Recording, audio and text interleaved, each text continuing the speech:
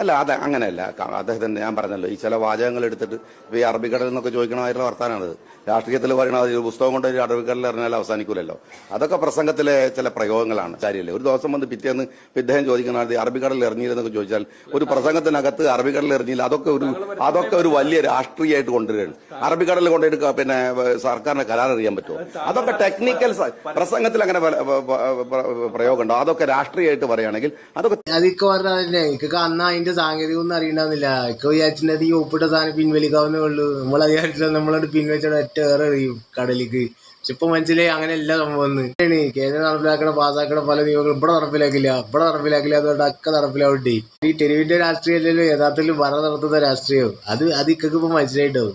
ഇതിലും വലിയ ഉഷാർ ഐഡിയ ഉണ്ട്. PM ശ്രീ കേരളത്തിൽ നടപ്പിലാക്കാല്ല പറഞ്ഞിട്ട് ഇത് രണ്ട് കൂട്ടർ കൂടിയിട്ട് ഒരു പ്രമേയം അങ്ങോട്ട് പാസ്സാക്കി. അതാണല്ലോ പതിവ്. ഞാൻ പ്രമേയം എപ്പോ വരുന്നതാണ് നമ്മൾ നോക്കണത്. നന്ദി, നമസ്കാരം.